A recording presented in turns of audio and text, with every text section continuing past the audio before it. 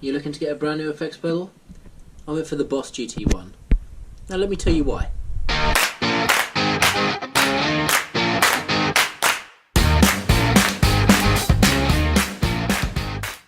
Okay, so you're not going to be able to see the screen in this, no matter how much I've tried, but currently I've just got it on something called High Gain Stack. It's pretty much exactly how it came.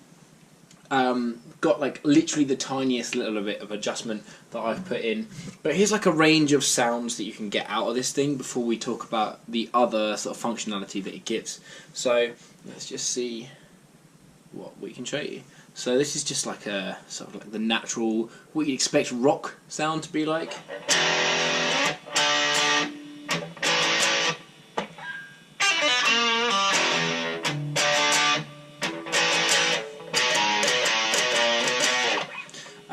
I next have it just put up to being on like an acoustic sim, just because of a lot of the stuff I play and what I have to swap between two, but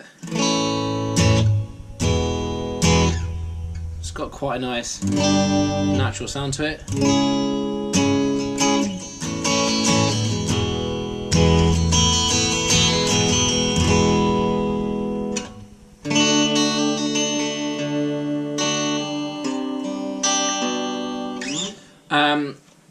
There's so many different sounds in here, to be honest with you. I'm not going to be able to go through all of them. We've got like the natural clean. This I haven't touched at all. It's very similar to the last, but it's got a nice crunchy edge to it. So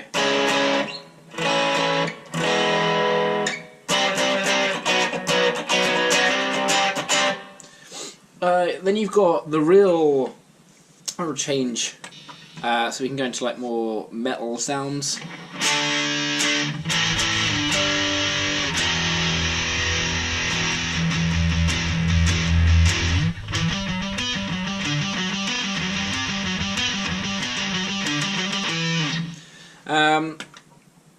We go through so many. I mean, just to give you an idea,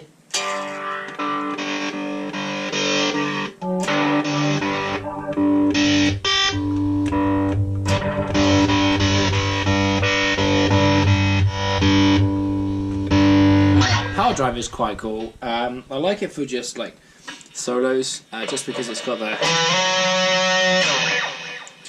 really nice solo-y sound.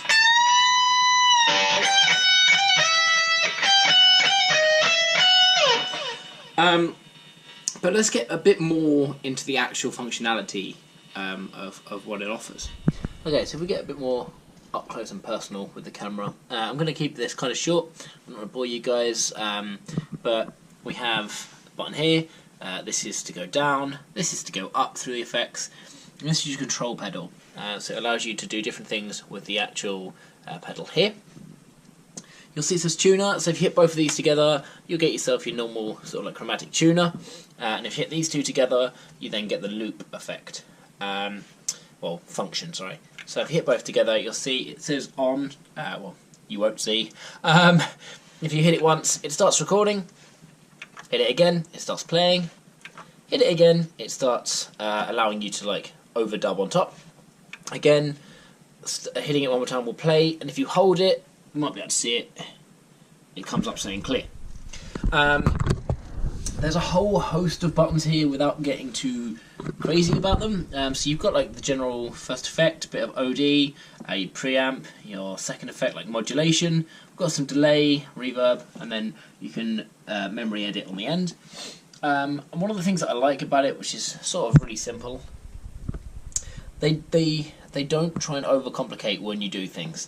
I've like barely read the manual, but I still know how to use it.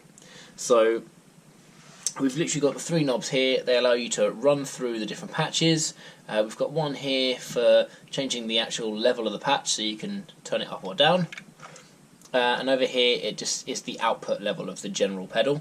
You see here we've got the right and enter, right and exit, sorry.